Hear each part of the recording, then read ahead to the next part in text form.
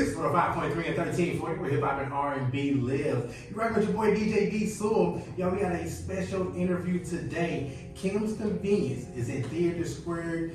Big show that's going on right now, and we got two of the actors in the play. We got Brendan Jones and Greg Watanabe in the building. We appreciate y'all being here. Thanks for having me. Yeah, thank you for having us. How y'all liking the Northwest Arkansas area? This is a great city. Yeah, it's pretty cool. Yeah, nice college town. Is it your first time, both of y'all first time being here? Yeah, first I've been to time. Little Rock once, but never been to Northwest Arkansas. Yeah, first time for me. I'm from the central Arkansas area, about 20 minutes from Little Rock. It's totally different. It would seem like it would be the same, but totally different area than in central Arkansas. Right on. From what I remember, that seems completely true. It is. It is. So let's get into the play. The reviews say that the play is very funny. It has a lot of heart to it, and does a good blend of that. Can y'all speak on a little bit of that? Sure, go ahead. Sure, yeah. I mean, it's a story of a family that runs a convenience store in Toronto, and they're a Korean immigrant family, the father and the mother, and then the two Canadian-born children. And it has a lot of sort of cultural humor about accents and different people living in a community that's sort of coming up and economically challenged, and what it's like to run a convenience store servicing a communities like that. And so, there's characters who have this heavy Jamaican patois who walk in, and they're trying to communicate with each other in their different dialects. And so there's a lot of really great humor. But it also has to do with sort of generational trauma. And so there's a lot of heart and love in this play. And I think that the play works really, really well in a pretty short period of time of getting people to really laugh, and then really tugging our heartstrings when the family comes to its reconciliation about all the hurtful things that are now passed under the bridge. So it's beautiful. Okay, yeah. Brad, what do you think? Yeah, I think so too. I think it's this universal story in terms of like everybody can relate to it because families have different dynamics. And so there are a lot of things that happen in the family. Sometimes people leave and come back. Sometimes we have issues where you just don't get along. Yeah. And there's misunderstandings or miscommunications for that, the reason for why we don't get along. I think that's one thing that most audience members can relate to.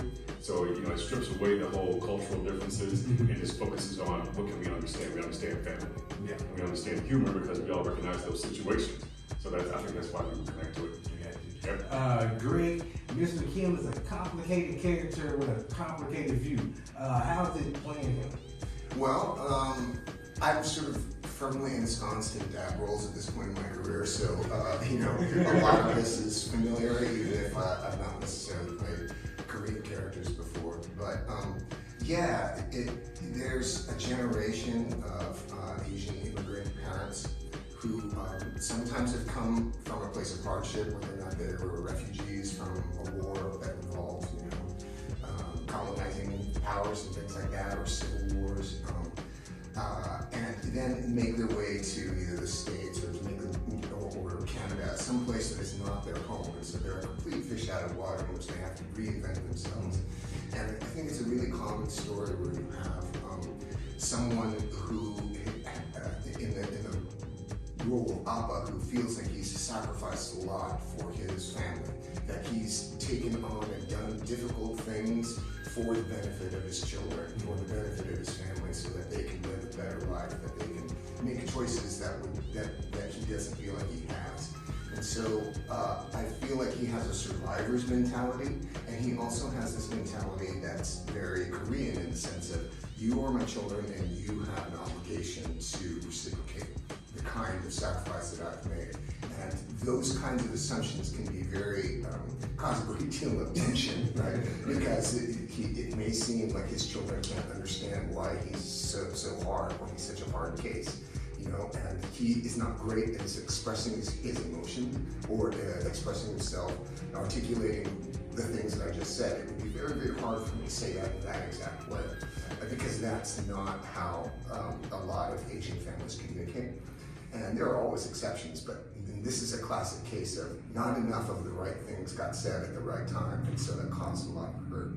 And so that all needs to be there needs to be healing, and I think that we get to that as well. I got you. Yeah, he what I would call old school. You know, Okay. he said old school. Yeah. Yeah. I got you. Yeah. So I guess that answers the show the different upbringings from the kids and the parents. Yeah, no, for sure, that generational divide, you know, like, we don't talk about it explicitly, but, you know, say, corporal punishment, you know, like you said, old school, Yeah. you know, you don't talk back to your parents, you know, like, that's not a thing that ever should happen in his worldview. Right. So, you know, differences like that, and how we express love and affection, you know, of someone who's raised in the West, has a very different concept of what that looks like or feels like.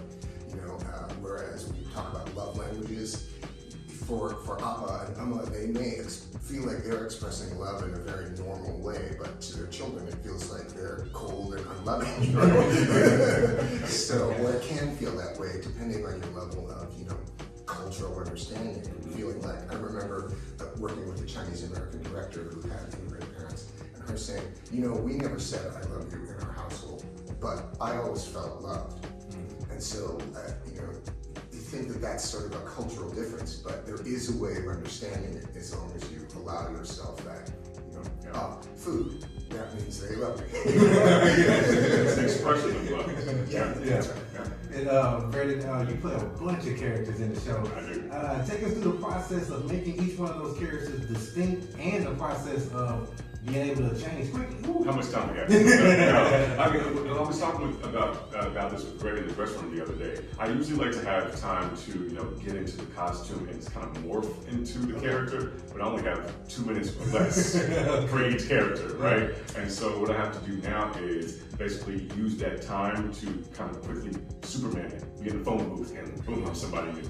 Right? So use the walk from the costume change to the door to shift mentally, shift vocally, shift physically. So they walk different, they talk different, how they carry their body is different, the position of how they word things in their mouth is different. So everything has to be different in the DNA of this each character so that they come on stage as different people. So it's the same actor, but it has to be a different person each time. So, you know, I mean, that's the best way I can describe it. That is wild. Yeah. What's the most characters you've played in a play before? Is this the most? Man, no, this is, I would say I probably played 10 to 15 in a play before. Wow. Yeah, you know, just quick hitters. Boom, boom, boom, boom. Okay. So this is the one that's been the most challenging though, because even though the numbers aren't as great, the turnaround is quick. And they're on stage and they're such pivotal characters to the story. Okay. So that they inform you, they drop little hints of information, oh, this is about to shift now.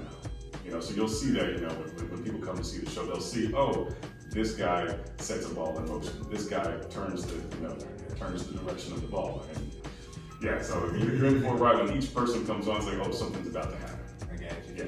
Now, Kim's Convenience is a play about a Korean family, centered around a Korean family in Canada. And it says it's very relatable. Can y'all talk about how it's relatable for anybody to watch the play? The set, or you mean just The scenes inside the play. Oh yeah, no. I think what Brandon really hit on the head is that you know, it's very specific, but in terms of its Koreanness and the Korean family, the writer is Korean Canadian. But in its specificity, it finds universality, which is a pretty common thing we say in theater, right? Like, it's really spot on and exact about its Koreanness, but it's so universal in terms of its feeling. I think that people will melt into the play, they'll disappear into it. The comedy really helps them sort of relax and, you know, accept the different sounds that you're hearing in terms of the dialect and the kinds of jokes, and very sort of broad, you know, good-natured humor.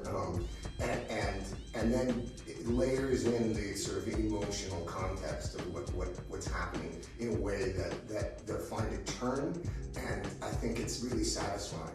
And I think that the sections you talked about with Brandon, that those characters that walk in the first couple of scenes of the play are really super important in terms of establishing tone, place, you know, relationship with the community and the family.